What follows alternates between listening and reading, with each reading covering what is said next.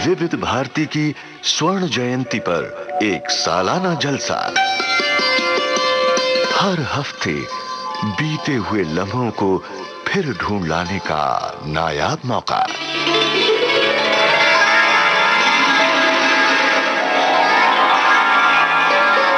विशेष कार्यक्रम स्वर्ण स्मृति।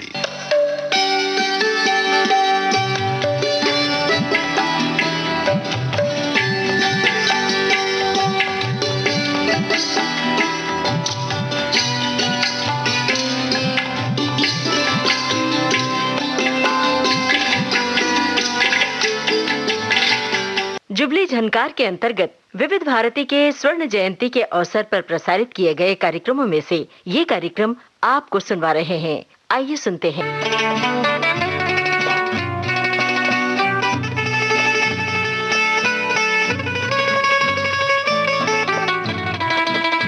श्रोता मित्रों नमस्कार।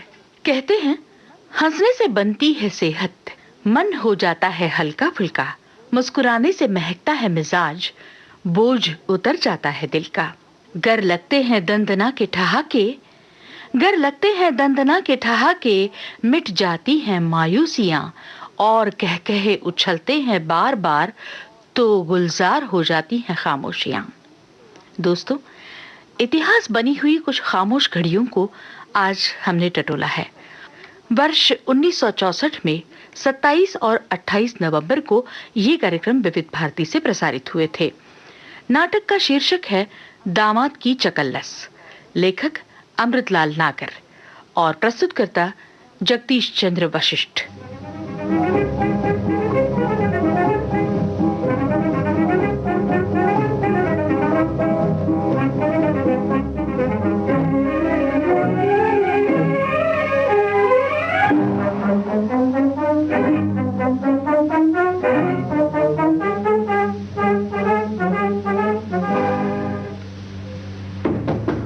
चिट्ठी ले जाइए मिस्त्री देवी। अरे मेहरी, चिट्ठी ले ले। अरे ले रहे हैं बहू। हाँ लाओ चिट्ठी। ऐसी नहीं मिलेगी, पहले दस्तखत करवा ले आओ, एक्सप्रेस लेटर है। दस्तखत इतनी बिरिया हमारे यहाँ कोई नहीं कर सकत हैगा। बिटिया तो कॉलेज पढ़न गई है। अरे मेहरी, अरे लाई नहीं चिट्ठी। वो दस्तखत करावेगा बहू जी। हम पड़ोस से कामे भैया को बुलाए लात हैं। ई तो अंधेर कर रहे हो डाकिया बेटा, भला चिट्ठी का दस्तखत आज तक तो कराया नहीं गया। ई कोई तार हैगा? माताजी, ये एक्सप्रेस चिट्ठी है। जरूरी। हाय राम, जरूरी कहाँ से आई है? हे भगवान ईश्वरनाथ। ये चिट्ठी माताजी शिव गुलाम त्रिवेदी, गांव चटुआ, जिला बांगरपुर से आई है। क्या है चाची, चिट्ठी कहाँ से आई है? मीनू के ससुर की चिट्ठी है बेटा। अच्छा, जरा पढ़ तो दो क्या लिखा है। लाओ। लिखा है सुस्ती श्री सर्वोपमा जोग लिखी, सकल गुण निधान स्वर्गवासी पंडित बल्ली दीन पांडे की जौजे धर्म पत्नी समथिन जी श्रीमती मिश्री देवी को, ग्राम चटुआ, थाना जंगीगंज, पोस्ट दलभंजनपुर, जिला बांगरपुर से प्रातः सुमरनी वेद मूर्ति व्याकरणाचार्य त्रिवेदी गट लालेन समरण के वंशधर पंडित शिव गुलाम की जयशंकर जी बंचने इति नमस्कारम ते अतर कुशलम ततोरस्तु। अपरंच समाचार ये है कि ये चिट्ठी तो शैतान की आंख है चाची। मतलब ये कि हमारे चिरंजीव मिस्टर राम गुलाम त्रिवेदी बीए पास सैनिटरी इंस्पेक्टर मिति फाल्गुन सुधी एकादशी को यहाँ पहुँचेंगे। चलो ये तो अच्छा है बेटा। तो कौनी गाड़ी से आई है राम गुलाम? अरे लिखा है कि किसी भी गाड़ी से आ सकते हैं। दिन भर एक आदमी स्टेशन पर तैनात रहे और उतरते ही उन्हें गोटे का हार पहनाया जाए। और मेरी राय में तो चाची शहर भर के अखबार वालों को फोटोग्राफर के साथ वहां बुलवा लिया जाए, जिससे कि तमाम दुनिया को मालूम हो जाए यही बीए पास सैनिटरी इंस्पेक्टर हैं। अरे बेटा हंसी रहे देव, ई मीना के ससुर तो हमारी जान लेके रहेंगे। अरे और तो सुनो चाची, लिखा है होली जरा हौसले से खिला देना और हजरतगंज अमीनाबाद घुमाना और इमाम बाड़े दोनों दिखाई के सलीमा बाइस्कोप चाह टोस का सत्कार भरपूर रीति से करना और चाह गरम पिलाना, क्योंकि हमारे चिरंजीव बचुआ हमारी दोधा पीढ़ी में पहले बीए पास सैनिटरी इंस्पेक्टर भये हैं। चाची, जी चाहता है कि तुम्हारे समधी की अकल ठिकाने लगा दी जाए। अरे रह देओ भैया, 5 साल ब्याह के बखत देखा रहा, जबरदस्ती का 2000 रुपया और मांगन लगे। कहे कि जब करार किया था तब बचुआ बीए पास नहीं रहे, अब 10 के 12 लेंगे। इसी फेर में मीना को विदा नहीं कराया उन्होंने। साल भर में ये पहली चिट्ठी आई है। जाने कैसे मान गए हमारी मीना के भागते। अरे माने नहीं चाची, लिखा है कि नौरातों में बहू को विदा कर देना और रुपया 2000 जौन दहेज का बाकी है सो अवश्य में भेज देना, क्योंकि हमारे कुल की सनातन रीति ये है कि बहू घर में आवे तो लक्ष्मी लेके आवे। ये हमसे जबरदस्ती का रुपया मांग रहे हैं। अरे हम रांड बेवा कहाँ से लाई है रुपया, और जो नहीं देवेंगे तो ये हमारी मीना को छोड़ के अपने बेटे का दूसरा ब्याह कर लेंगे। मरे तो दोनों तरफ से हम ही मरे ना। हाँ, दूसरे ब्याह की भी बात लिखी है, पर चाची अब एक पत्नी के रहते दूसरी शादी कोई नहीं कर सकता, ये कानून बन गया है। कहो तो एक नोटिस भेजकर इन बीए पास बचुआ की अकल ठिकाने लगा दूं। अरे नहीं भैया, समधी दामाद का मामला हैगा। चाची, मेरी राय में तुम यहाँ से चली जाओ अपने भाई के घर। अरे बेटा, मीना के ससुर की सारी उम्र मामला मुकदमे में गुजरी हैगी। मीना के ससुर बड़े जालिम हैंगे। बाकी हम तुम्हारे बाबूजी और तुम्हारी माँ से सलाह कर लें, तब आगे का मार्ग सूझे। हे भगवान।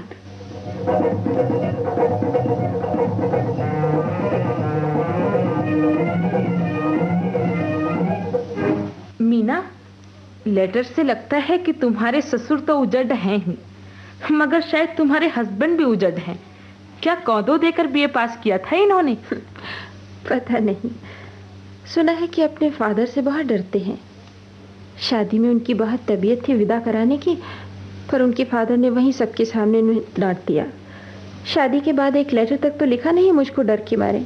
देखने में तो सुंदर हैं, पर अच्छा एक बात बता, तेरी ये सलोनी सूरत भी उन्होंने देखी है?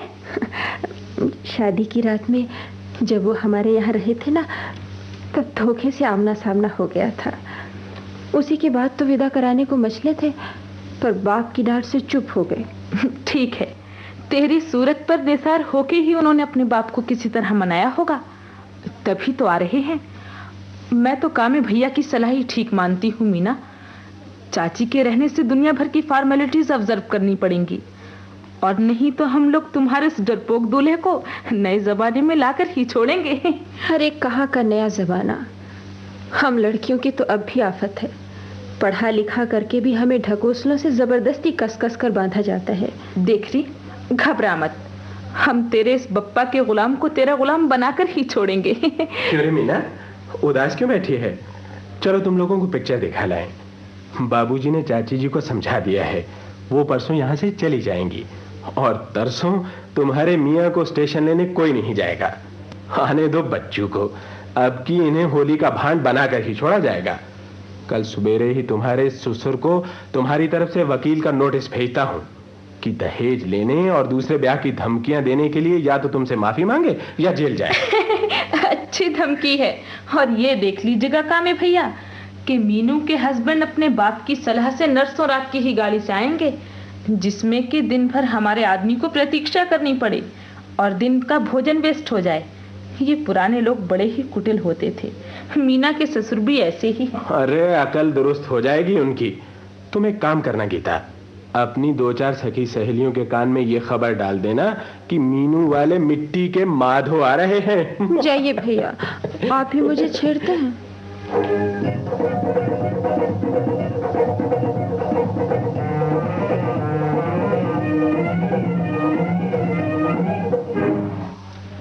लीजिए साहब, आ गया गंडेरी बाग। मगर मगर मुझे तो बल्लीदीन पांडे के घर जाना है। साहब मैं गंडेरी बाग को जानता हूँ, बल्ली बाग कुछ नहीं जानता। आप यहाँ किसी से पूछ लीजिए। बाद मुद्दत के फसाद पुराना जमुना। मिस्टर बल्लीदीन पांडे का घर कौन सा है? अरे मर गए बल्लीदीन, अब उनका घर स्वर्ग में ही होगा। उनकी वाइफ चली गई यहाँ से। चली गई? जी हाँ। और उनकी लड़की मीना कुमारी? क्यों साहब, किसी शरीफ लड़की के संबंध में इस तरह पूछते हुए शर्म नहीं आती आपको? किस बांगड़ू मुल्क से आए हैं आप? ये शरीफों का मोहल्ला है साहब, अक्ल दुरुस्त कर दी जाएगी तुम्हारी। No sir she is my wife. ये सीई भी क्या बक रहे हैं आप? कौन सी भाषा बोल रहे हैं जनाब? जी वो कहने का आशय ये है महाशय जी कि मैं बल्लीदीन पांडे का दामाद हूँ। मेरा नाम राम गुलाम। ओहो, तो आप ही हैं मिस्टर गुलाम बांगड़ू? जी जिला बांगड़पुर में मेरे फादर रहते हैं। मैं खुलदाबाद में सैनिटरी इंस्पेक्टर हूँ। असल में मेरे ससुराल वाले बड़े लापरवाह हैं। उन्होंने स्टेशन पर मुझे रिसीव करने के लिए कोई आदमी तक नहीं भेजा। अरे उनके यहाँ आदमी ही नहीं है साहब, तो भेजें कहाँ से? मैं उनके घर के सामने ही रहता हूँ। चलिए मेरे साथ आइए। Thank you. मगर मिस्टर बांगड़ू, उनके यहाँ तो ताला बंद है। जी सुनिए, मेरा नाम बांगड़ू नहीं राम गुलाम है। अरे खैर गुलाम ही सही। तो मिस्टर गुलाम, आप बेकार ही आए, क्योंकि मीना ने आपको तलाक देने का निश्चय किया है। तलाक? जी हाँ। But why? आपके फादर को भी नोटिस दे दिया गया है, क्योंकि वो ब्लैकमेल करके रुपया छटकना चाहता है। आप दोनों बाप बेटों को जेल भेजा जाएगा। आपको मालूम है कि आप दूसरा विवाह? जी वे मेरे फादर करना चाहते हैं, मैंने। तो आपके बाप अब क्या दूसरा विवाह करेंगे? बुढ़ापे में अपनी मट्टी बलीद करेंगे? खैर ये देखिए, यही है आपका भूतपूर्व ससुराल जी, और इसके सामने ये मेरा घर है। अच्छा। आइए बैठे में बैठिए। अरे गीता, मीना से कह दे कि उसके बांगड़ू आए हैं, और देख छिद्दा से कह दे कि इनका सामान रिक्शे से उठाकर जरा अंदर रख दे। सुनिए, मेरी वाइफ यही है? जी हाँ, मीना तो यही है मेरे घर में, लेकिन अब वो आपकी वाईफाई कुछ नहीं है। वो अब आपसे जूतों से बात करेगी। जी जेंटलमैन, यू आर इंसल्टिंग। अबे तू समझता क्या है, मैं तेरा साला हूँ। क्या है भैया, कौन बांगड़ू आए हैं? अच्छा, तो यही है मीना के वो सो कॉल्ड हस्बैंड। मगर मेरा ख्याल है कि शादी में तो कोई दूसरा ही लड़का दूल्हा बना हुआ था। ओहो, ये तो तुम ठीक कहती हो गीता। मुझे भी शक हो रहा था कि ये कोई 420 है। ना मैं 420 नहीं हूँ। तब तो आप श्योर एंड सर्टन 840 होंगे। गीता, छिद्दा को फौरन कोतवाली भेज दो। अरे काहे बेटा, कौन आए हैं? अरे ये तो अपनी मिस्री भाभी के दामाद हैं। बड़ी खुशी हुई। भाभी तो यहाँ है नहीं बेटा जी, मगर ये घर भी आप ही का है। जी जी। गीतू, अपने जीजाजी की खातिरदारी करना, और कामे बेटा जी, इन्हें खिला पिला के भाभी के घर में ही आराम करने भेज देना, और तुम भी वही रहना, इन्हें कोई कष्ट न होने पाए। जैसे भाभी के वैसे ही हमारे भी मान्य है। अच्छा, तो अब मैं ठाकुर द्वारे में कीर्तन सुनाऊं। खैर, अब बाबूजी ने इन्हें पहचान लिया है तो ठीक है। गीतू भाई, खातिरदारी करो, कुछ जूते वूते पेश करो इनके सामने। जूते? नहीं, मैं चप्पल ही पहनूंगा। अच्छा, है मेरे पास। है आपके पास? दफ्तर में दिखती है।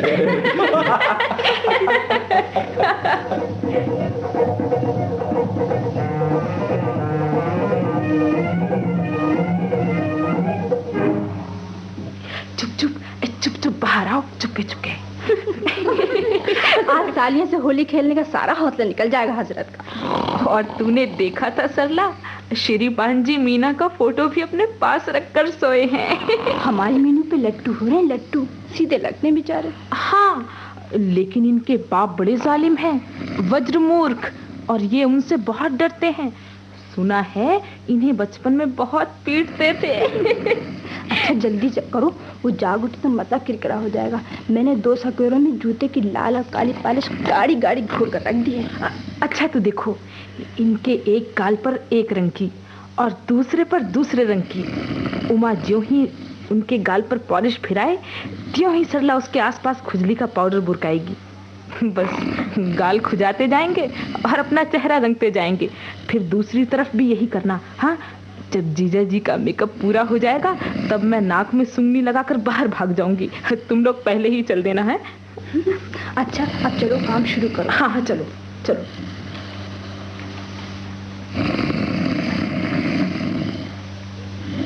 सरला, खूब रंगे हजरत। अब इधर इधर। अच्छा अच्छा, थोड़ा इधर। अच्छा, अभी ठहरो। ये उमा, इधर। अच्छा, इधर मैं लगा दी। अच्छा, उस गाल पे। हाँ, अरे ये बच गया, ये सब बच गया। इधर भी लगाओ। हाँ, और थोड़ा और।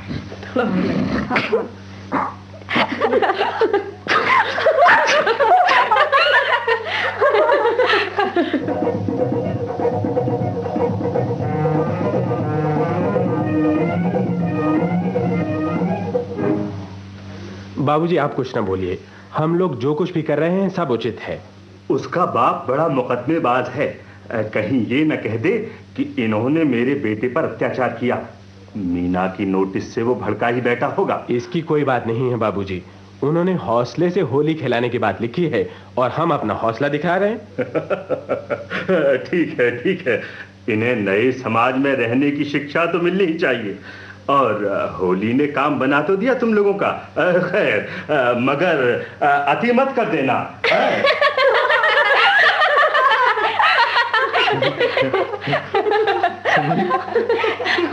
आप लोग सब किस बात पर हंस रही हैं? जरा ये तो बता दीजिए। अरे कुछ नहीं जीजा जी, इन लड़कियों को तो हंसने की बीमारी है। आपके लिए चाय ले आऊं जीजा जी? बैठती तो लेते ही होंगे आप। जी हाँ। अच्छा, तो बैठने के पहले आप ब्रश करेंगे या नीम की दातुन? ब्रश मेरे पास है। ये मेरे हाथों में रंग पॉलिश की बदबू कहाँ से? आपने चोरी की है इससे? क्या? हमारी सखी का फोटो आपने चुरा कर अपने पास जो रख लिया था। ओह ओह ओह, आई एम वेरी सॉरी। वाह रे मेरे बांगड़ू गुलाम। अरे मैं तेरी सूरत पे कुर्बान। सालियों ने तुम्हें आदमी से ज़ेबरा खूब बनाया है। आप लोगों ने जरूर कोई शैतानी की है मेरे साथ। जरा शीशा मंगवाइए। अरे शीशा भी आ जाएगा हुजूर। पहले अपनी सालियों के साथ फोटो खिंचवाइए।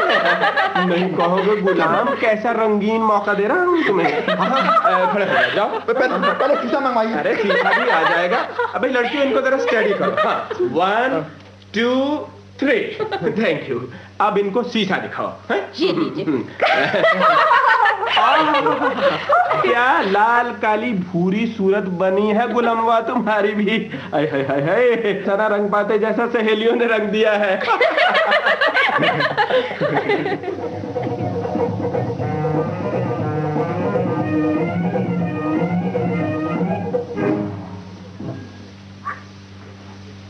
गीता जी, देखिए, आप लोगों ने मेरा मजाक बनाकर अपना दिल बहला दिया। अब मेरा भी एक काम कर दीजिए। आज्ञा कीजिए जीजा जी। एक बार मीना से। उसमें कानूनी अड़चन है। देखिए, मैं समझा लूंगा। वो मेरे फादर की बातों पर न जाएं। मैं उसे सीधे अपने साथ मुरादपुर ही ले जाऊंगा। लेकिन अभी तो वो इंटर का इम्तिहान देंगी। हाँ हाँ, फादर मेरे मामले में कुछ नहीं बोल सकते। और 2000 रुपया भी आपको नहीं दिया जा सकता। मुझे रुपया नहीं, अपनी वाइफ चाहिए। लेकिन वाइफ कहती हैं कि इस मुछक्कड़ मियाँ के साथ हरगिज गंजिंग करने या पिक्चर देखने नहीं जाऊंगी।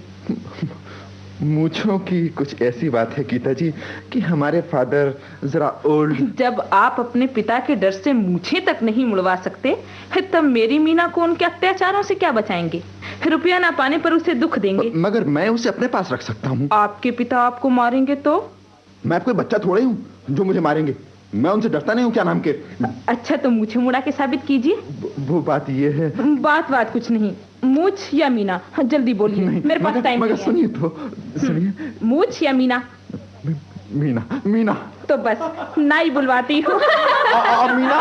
अरे राम गुलाम भे मीना गुलाम, राम गुलाम भे मीना गुलाम, राम गुलाम भे मीना गुलाम। दामाद की चकल्लस, अमृतलाल नागर का लिखा ये नाटक आप सुन रहे थे। प्रस्तुति थी जगदीश चंद्र वशिष्ठ की। और अब सुनते हैं कविता। कवि देवराज दिनेश। जल्दी कर, जल्दी आ मेरे प्यारे मोटू भाई।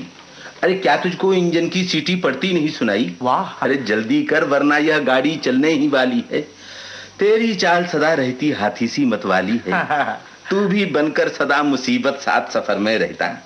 तेरे पीछे मैं बेचारा कष्ट बहुत ही सहता। अरे दौड़ मत वरना धरती धसक जाएगी सारी।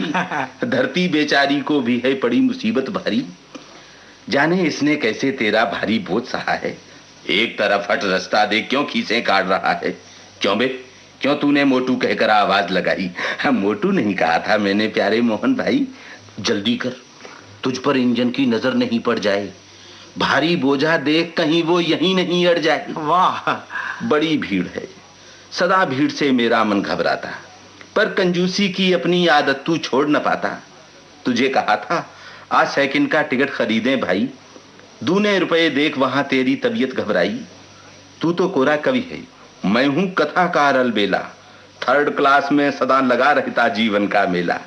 चलते फिरते पात्र अनूठे यहाँ नजर आते हैं, जिन पर लिखकर हम जीवन में अमर कहे जाते हैं। वाह, सभी तरह के लोग यहाँ मिलते हैं, रंग रंगीले, कुछ कान्हा से छैल और कुछ रावण सदृश हठीले। मैं जनता का लेखक, जनता के ही संग रहता हूँ, जन जनार्दन की बातें लिखता हूँ और कहता हूँ।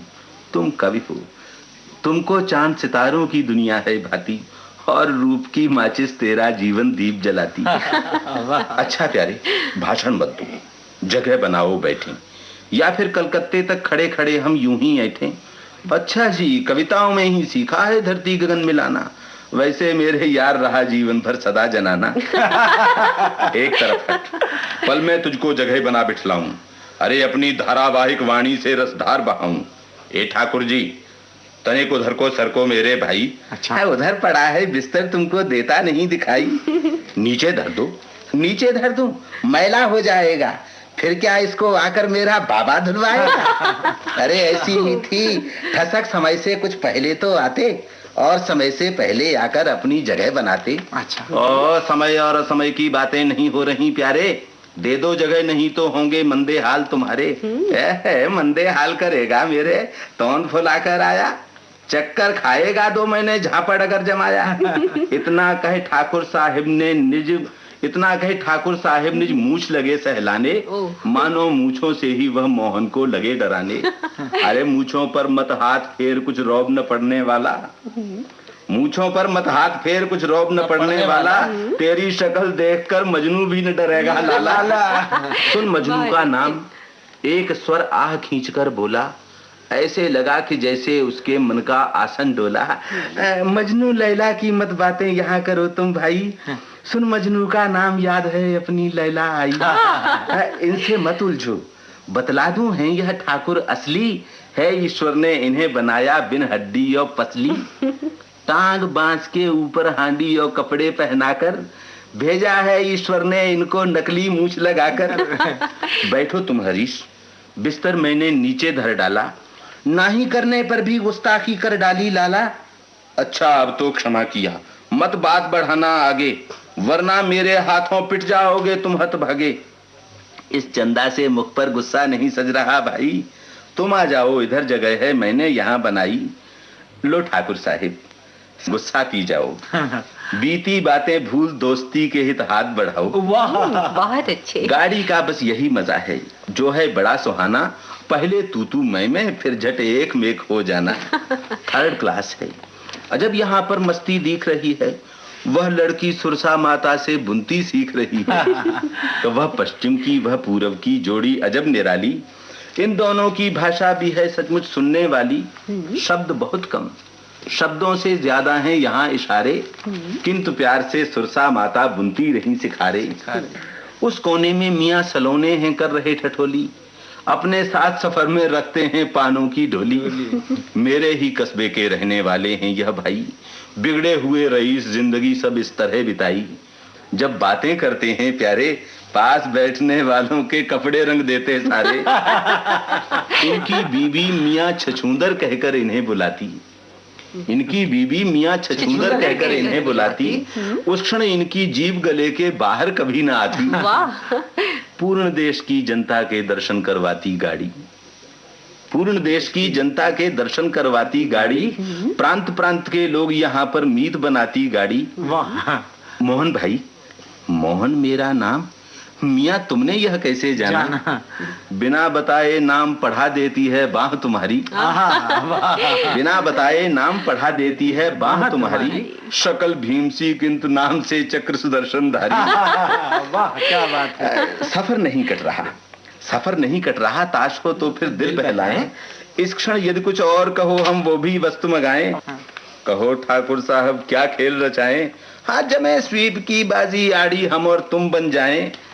देख निकलती सलोने मियाँ बहुत हर्षाए, करते हुए जुगाली पानों की ऊंचा चिल्लाए। अरे ठाकुर साहब, अरे साथी कम हो तो हम आ जाएं। साथी तो हम पूरे ही हैं, कैसे तुम्हें बुलाएं। अजी पान की चलती फिरती ये दुकान बुलाओ, आप बिन पानों के मजलिस ही क्या मेरी जगह खिलाओ। मेरी जगह खिलाओ, मुझको स्वीप न बढ़िया आती। अरे आओ मियाँ सलोने, तुम बिन महफिल रंग न पाती। तो आए मियाँ सलोने, तरह तरह की अदा दिखाते, घुटनों तक झुक झुक कर उन सबको आदाब बजाते। ओ सलाम मंजूर दोस्तों, पान पेश करता हूँ। हम मियाँ तुम्हारी इसी अदा पर बरसों से मरता हूँ। अब तारुफ हो जाए। मुझे कहते हैं मोहन रसिया, मैं हरीश, मैं ईश्वर हूँ, मैं हूँ सबके मन बसिया। मियाँ तुम्हारा परिचय मैंने इन सबको बतलाया, अब तुम बैठो खेल जमेगा फिर अपना मन भाया। मियाँ सलोने, नहीं पान में मजा तनिक भी आया, पहले जैसा पान नहीं है तुमने आज खिलाया। ये लेखक हैं, ये शायर हैं, सुन लो मियाँ सलोने। मतलब यह है चलते फिरते दोनों रस के दोनों। कट्ठा चूना सूख गए हैं, पानी जरा मंगाओ, इसके बाद मियाँ तुम इन पानों का लुत्फ उठाओ। गाड़ी रुक ले। हाँ ये लो, 6 और 7 बनाए 13। तुमने इधर बनाए, हमने इधर उठाए 13। पानदान बढ़िया है, खानदान भी बढ़िया प्यारे। हाँ, इसको खुद बनवाया, रुपए लगे 50 हमारे, चांदी का है। ये लो मैंने 12 इधर बनाई। ये 12 की सीप सलोने मियाँ जाल में आई। गाड़ी रुकी तभी ईश्वर ने सेवा भाव दिखाया, कत्थे चूने के हित पानी लाऊं यह बतलाया। पर किसमें लाऊं पानी, क्या पास किसी के लोटा? हाय लोटा रखे ऐसा कोई नहीं अक्ल का खोटा। है पानदान ही ले जा, चूना कत्था ठीक बना ला। और किसी ने कुछ मंगवाना हो मंगवा लो लाला। ईश्वर काम करे हम बैठे, कैसा अजब जमाना है। गाड़ी चलने को है पर ईश्वर जी अभी ना आए। ईश्वर की माया अदना इंसान समझ क्यों पाए। चिंता की क्या बात, कहीं वह और चढ़ गए होंगे। वैसे उनको नहीं मिलेंगे, तुम जैसे भी पोंगे। पानदान भी दिया साथ में दान दक्षिणा भी दी। पानदान भी दिया साथ में दान दक्षिणा भी दी, लेकिन एक कहानी की तो कथा वस्तु ले ही ली। किसका है ये ट्रंक? हमारा। उसका है यह झोला, ईश्वर चंद्र लिखा है ऊपर, बाकी सब बम भोला। इसमें क्या है? जेब कतरनी और सुमिरनी माला। वाह। और एक कागज जिस पर यह लिखा हुआ है लाला कि तुलसी या संसार में सबसे मिलिए धाय, ना जाने का वेश में नारायण मिल जाए। यह हास्य कविता आपने सुनी देवराज दिनेश से।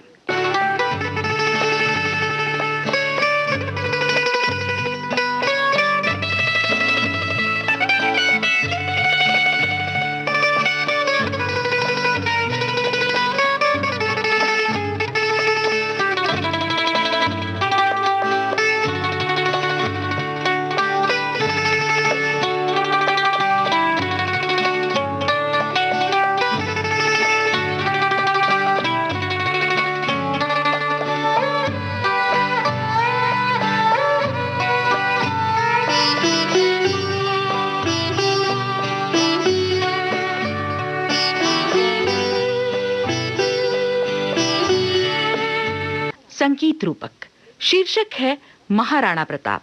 लेखक एवं प्रस्तुतकर्ता गणपत लाल डांगी। सहभागी नंदलाल शर्मा, ओंकार जी, हनवंत सिंह देवड़ा, गणपत लाल डांगी और बंसीलाल। ये जयपुर केंद्र की भेंट। विविध भारती से इसका प्रसारण हुआ था 18 दिसंबर 1963 को।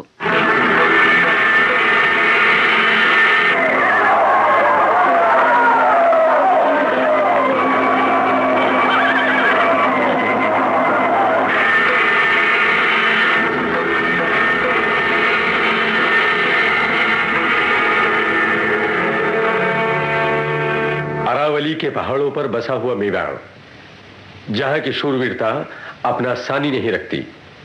अपनी आन बान पर मर मिटने वाले वीर और वीरांगनाओं के त्याग और बलिदानों को भुलाया नहीं जा सकता। युग युगों तक आने वाली पीढ़ियां उन्हें श्रद्धा के फूल चढ़ाती रहेंगी। दूर दूर तक फैले हुए पहाड़ों की तलहटी में अपनी मातृभूमि के रक्षार्थ शत्रुओं से लड़ने वाले मेवाड़ी वीरों की तलवारों की झनकारें आज भी शत्रुओं को नींद से झंझोड़ कर जगा देती हैं। पग पग भम्यो पहाड़ धरा छोड़ राख्यो धर्म, महाराणा मेवाड़ हृदय बसियो हिंदरे।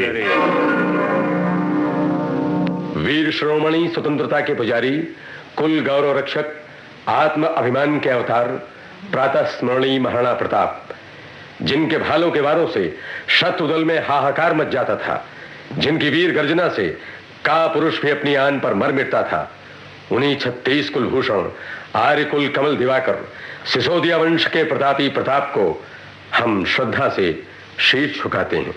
अकबर झांसी आप दिल्ली पासी दूसरा, पुनराशी परताप सुजशन झांसी शूरमा।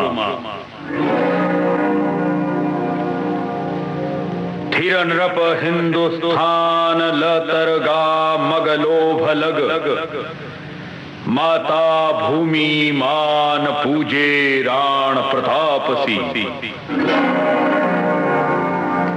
महाराणा प्रताप ने शत्रुओं से युद्ध करते हुए अपनी मातृभूमि की रक्षा के लिए मेवाड़ी सरदारों, भीलों और प्रजा के सामने भगवान एकलिंग की सौगंध खाकर प्रतिज्ञा की। मैं आज बप्पा रावल की पवित्र तलवार हाथ में लेकर प्रतिज्ञा करता हूं कि जब तक चित्तौड़ का उद्धार नहीं करूंगा तब तक पलंग छोड़कर धरती पर सोऊंगा, रेशमी के देलों की जगह घास बिछाऊंगा और चांदी के थालों की जगह पत्तों पर खाऊंगा। आज से मेवाड़ का हर वीर राणा प्रताप है।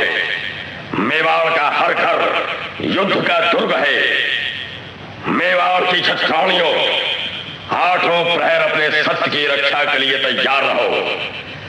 मेवाड़ सरदारों, केसरिया करके अपने सर हथेली पर लिए दुश्मनों से जूझ पड़ो। मेवाड़ की धरती रक्त मांग रही है। मेवाड़ पर मंडराने वाले गिद्ध भूखे हैं। दुश्मनों की लाशों से उनकी भूख मिटानी है। भील सरदारों, अपने तीर कमानों से शस्त्र के सर काट कर भगवान शंकर की माला तैयार करो। आज मरण त्योहार है, खुशियां मनाओ, खुशियां मनाओ। भगवान एकलिंग की मेरी प्रतिज्ञा की रक्षा करना, मेरी प्रतिज्ञा की रक्षा करना, मेरी प्रतिज्ञा की रक्षा करना। जय एकलिंग, जय एकलिंग, जय एकलिंग।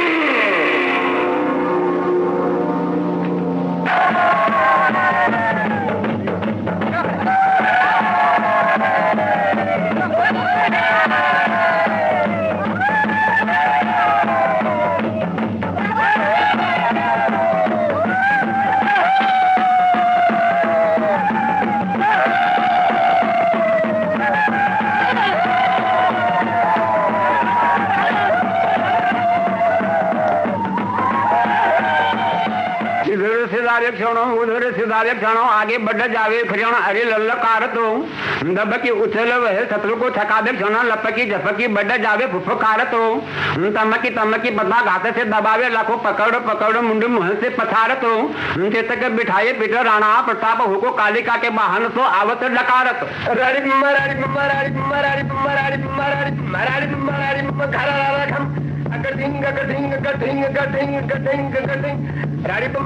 काला रकम बाल जरा सुंदर सही रंगटी गम्मती ठायवत धमेली खात मारे मत सुधन सुर खातो नार वायगल पार तो एक सांगत ना पृथ्विया पंड तो हाथ देख सका दुर्जो धन की थी पद ताज की थी अगर थी कृष्ण गति रानी बम कर कम सतपाल दरासंद तेरंग टी कमदी ढाई वक्त मेली खात मारे मत सुधन असुर खात नार वायगल पार तो एक सांगत ना पर रानी बम कर कम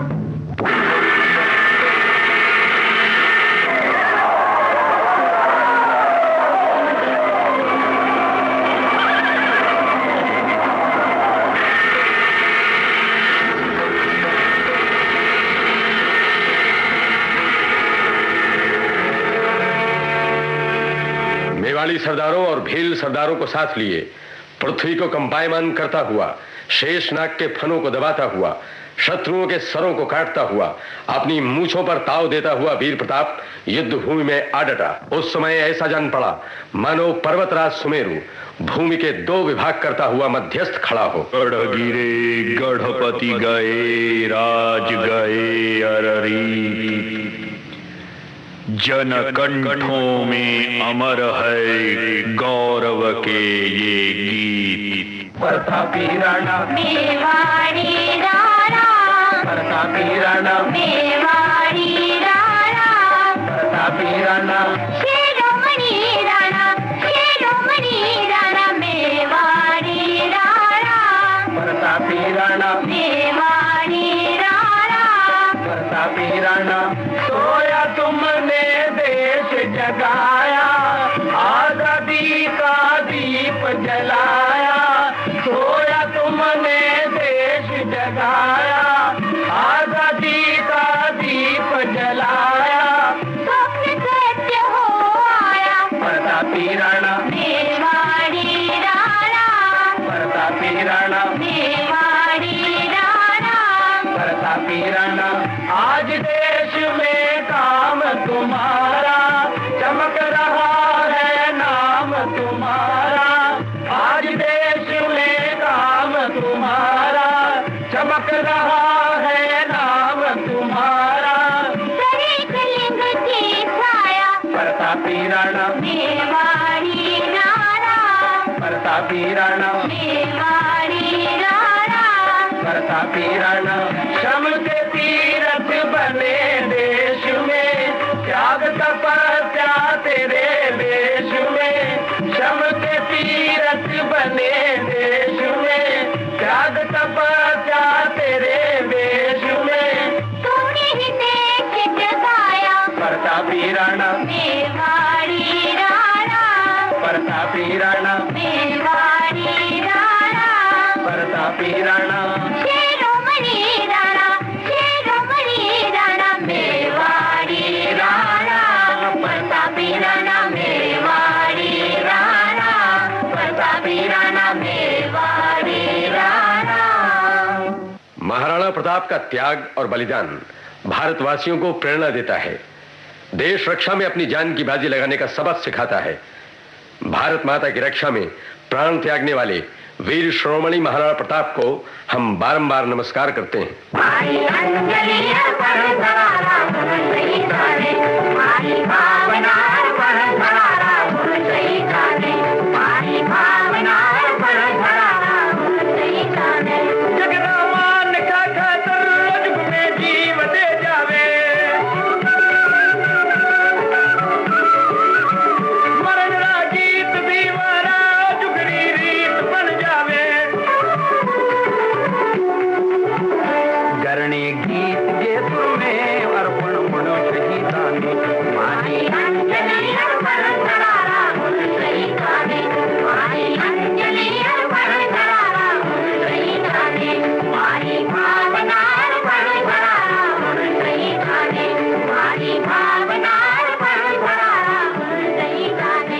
आज हमारी मातृभूमि पर संकट के बादल मंडरा रहे हैं।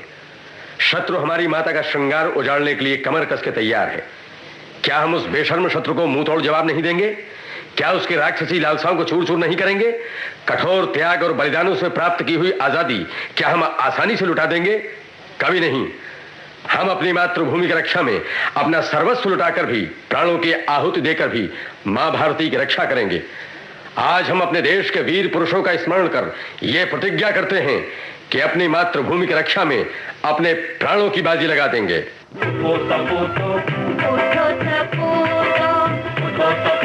मगरे आई आज काम करने री वेला, भारत मारी लाज बचावन आगे बढ़ मरने री वेला। फिर जे सकरी चापा भर के प्राणारी जयकार जगी है, जयकार जगी है, जयकार जगी है। कांगारो भालो भल के है, प्यारी तलवार जगी है, तलवार जगी है, तलवार जगी है। शीश काट भारत धरती में आज मांड भरने री वेला।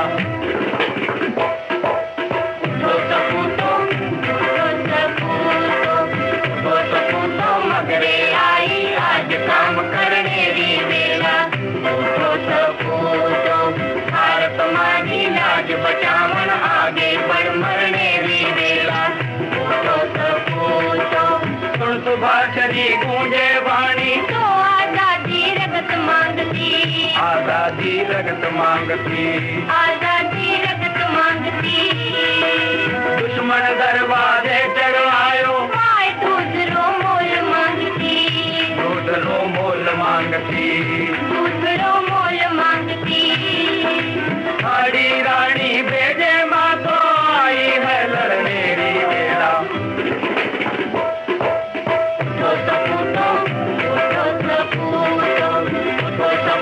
मगरे आई आज काम करने री वेला।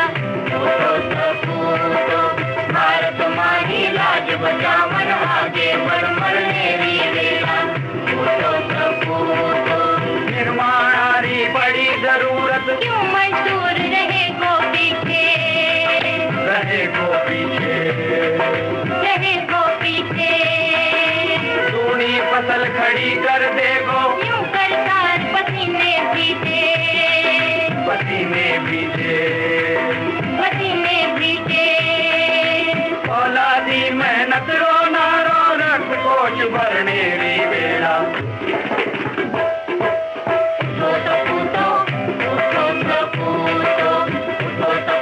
मगरे आई आज काम करने री वेला।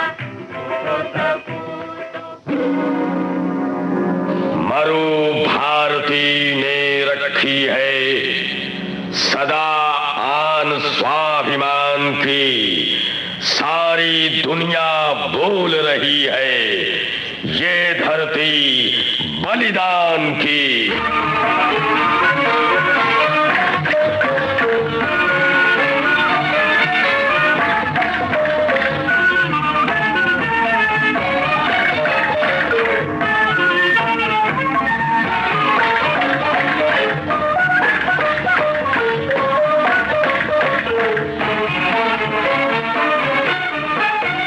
और अब ये हास्य रचना कर्जदार के वायदे, लेखक कन्हैयालाल कपूर, स्वर ब्रजेंद्र मोहन का, प्रस्तुति सत्येंद्र शरद की। विविध भारती से इसका प्रसारण हुआ था 2 अगस्त 1960 को और ये आकाशवाणी जालंधर केंद्र की भेंट रही। शेक्सपियर ने कहा है, किसी को कर्ज मत दो, क्योंकि बाज औकात कर्ज और दोस्त दोनों से ही हाथ धोना पड़ता है।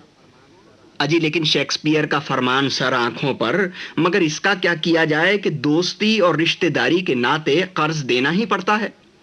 और जब कर्ज मांगने वाला इस किस्म की बातों पर उतर आए, इंसान ही इंसान के काम आता है, बड़ा मुश्किल वक्त आन पड़ा है, कुछ तो मदद कीजिए, 5 महीनों ही की तो बात है, फुला जगह से रकम आने पर फौरन आपका कर्ज अदा कर दूंगा।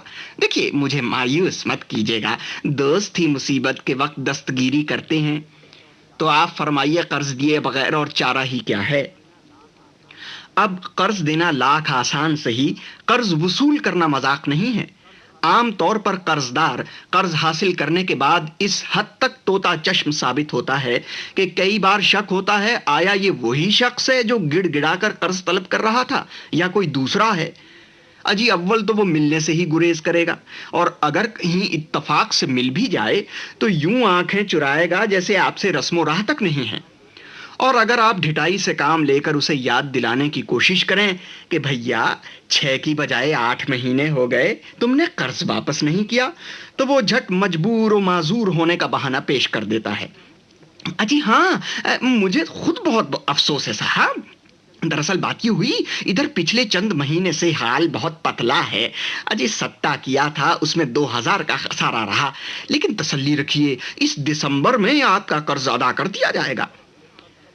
दिसंबर में आप फिर कर्ज का मुतालबा करते हैं। इस बार वो कहता है बहुत शर्मिंदा हूं, सितारा अभी गर्दिश में है। 3-4 जगहों से पैसे आने की उम्मीद थी, लेकिन काम बना नहीं। बहरहाल आप घबराइए नहीं, मार्च में आपके पैसे घर भिजवा दूंगा, आपको दोबारा तकलीफ करने की भी जरूरत नहीं है। लीजिए साहब, आप मार्च का इंतजार करिए। किया, अप्रैल मई जून भी गुजर गए। उसे बजरिया खत याद दहानी कराई आपने। वो जवाब में लिखता है, माजरत चाहता हूं, लेकिन बात असल में ये हुई कि मकान की मरम्मत का सिलसिला शुरू कर बैठा। जितना रुपया आया था वो सब सीमेंट, ईंटों और राज मजदूरों की नजर हो गया। अब आपको सिर्फ 3 महीने और इंतजार करना पड़ेगा। सितंबर में आपकी पाई चुका दूंगा। और वादों का ये सिलसिला साल हा साल चलता रहता है, हत्ता कि आप तंग आकर कर्ज का मुतालबा ही छोड़ देते हैं और उसे अपने आखिरी खत में ये शेर लिखकर भेज देते हैं, तेरे वादे पर सितमगर कुछ और सब्र करते, अगर अपनी जिंदगी का हमें एतबार होता। बहुत दिनों की बात है, एक दिन एक वाकिफकार मेरे यहां तशरीफ लाए। मेरी उनसे सिर्फ साहब सलामत ही थी, इसलिए यही समझा कि मिजाज पुरसी को आए हैं। 2-1 मिनट इधर उधर की रस्मी बातें करने के बाद बोले, मैं एक खास काम से हाजिर हुआ हूं। फरमाइए। क्या कहूं, कहते हुए भी शर्म आती है, बात ही कुछ ऐसी है। खैर तो है, आखिर मामला क्या है साहब? मामला बहुत बेढब है। मेरा छोटा भाई घर से नाराज होकर भाग गया और सुना है कि इस वक्त बंबई में है। हैं? तो आप बंबई जाकर उसे मना लाइए। अजी साहब, चला तो जाऊं, लेकिन आजकल हाथ जरा तंग है। अगर आप 100 रुपए कर्ज दे दें तो उम्र भर एहसान नहीं भूलूंगा। मैं उनकी इस अजीबो गरीब तजवीज को सुनकर खामोश हो गया। उन्होंने मेरी घबराहट को भांपते हुए कहा, महीने की पहली तारीख को लौटा दूंगा, आप बिल्कुल इत्मीनान रखिए।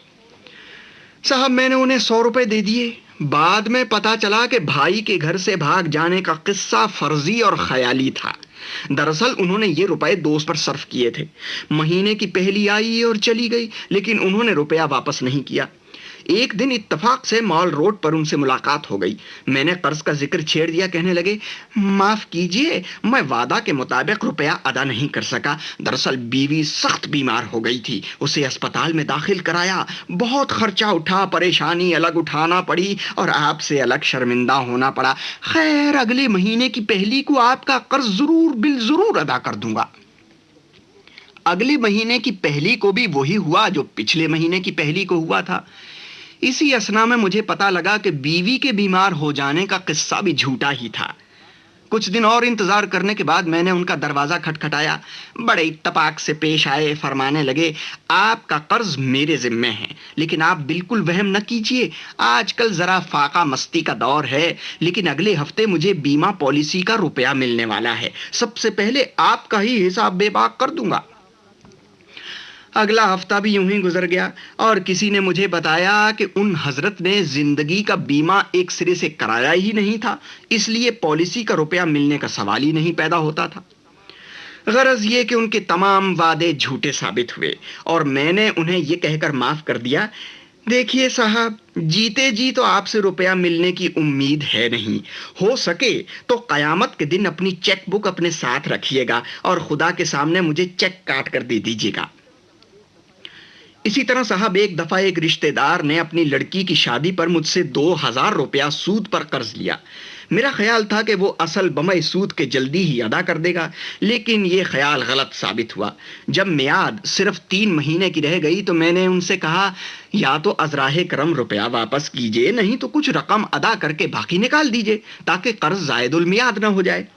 उसने जवाब दिया, हाँ तो इतवार के दिन मेरे घर पर तशरीफ लाइए, वहां फैसला करेंगे। जब इतवार को मैं उसके घर गया तो उसके बड़े लड़के ने बताया, लाला जी तो किसी जरूरी काम से बंबई चले गए हैं, वहां से तार आया था, वो 1 हफ्ते के बाद लौटेंगे। चूंकि हफ्ता भर इंतजार करना बेसूद था, मैं घर लौट आया। 1 हफ्ते के बाद फिर उसके पास गया। वो कहने लगा, माफ कीजिए, अभी आपके आने से बस थोड़ी ही देर पहले एक मकान का सौदा कर बैठा हूं, 10,000 नकद अदा किए हैं। मैंने सोचा इतना अच्छा और सस्ता मकान रोज रोज तो नहीं मिलेगा, आप तो खैर घर के ही आदमी हैं, कुछ देर और इंतजार कर सकते हैं। मैंने डरते डरते मियाद गुजर जाने का खदशा जाहिर किया। उसने एक कहा लगा कर कहा, बाबा बाबा आप भी खूब आदमी हैं साहब, भाई रिश्तेदारी का मामला है, अगर मियाद गुजर भी जाए तो क्या हर्ज है जी, आपका रुपया तो महफूज है ना, बस 15 तारीख को रकम बमसूद अदा कर दी जाएगी। मैं क्या कहता इसके बाद, चुपके से वापस चला आया। 15 तारीख को उसने कहलवा भेजा, पिछले दिनों एक बैंक की इमारत बनाने का ठेका ले लिया है, इसलिए आपको 1 महीना और इंतजार करना पड़ेगा। अलगरज उसने आज से कल और कल से परसों करते हुए 3 महीने गुजार दिए और कर्ज़ाए दुल्मियाद हो गया। आखिर थक हार कर मैंने अपने मुतालबे से तौबा कर ली। अब कभी 2000 के नुकसान का ख्याल आता है तो किसी शायर का शेर थोड़े से तसर्रुफ के साथ पढ़कर दिल को तसल्ली दे लेता हूँ। गम जुदा, रंज जुदा, दर्द जुदा देते हैं, कर्ज देने की ये बुत खूब सजा देते हैं। खुदा न खास्ता अगर आपके साथ भी कोई इस किस्म का मामला हुआ है तो आप ये शेर पढ़कर तस्कीन हासिल कर सकते हैं। खाक हो दिल को तसल्ली के यकीन है मुझको, करके इकरार वो दमबाज मुकर जाएगा। और अब कुछ शास्त्रीय संगीत। आइए तड़ित वीणा पर सुनते हैं राग बैरागी, कलाकार D.M. टैगोर।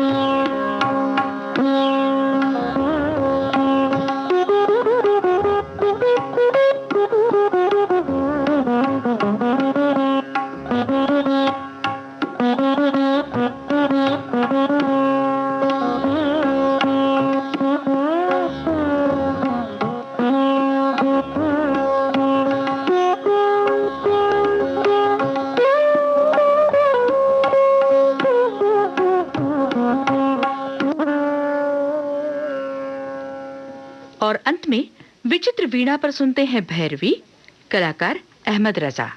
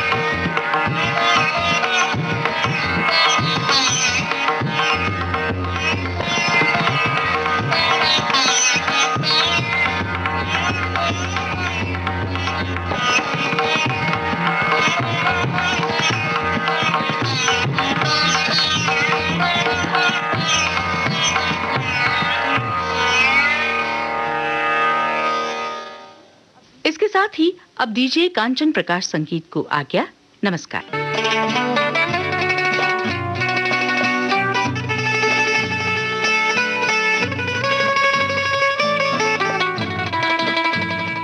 विविध भारती की स्वर्ण जयंती के उपलक्ष्य में इन दिनों आप सुन रहे हैं हमारा विशेष कार्यक्रम स्वर्ण स्मृति। प्रस्तुति कांचन प्रकाश संगीत। स्वर्ण स्मृतियों का ये सिलसिला आज यहीं तक।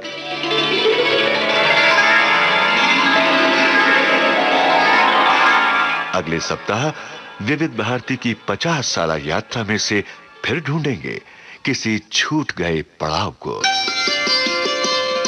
तो अगले शनिवार फिर सुनिए स्वर्ण स्मृति।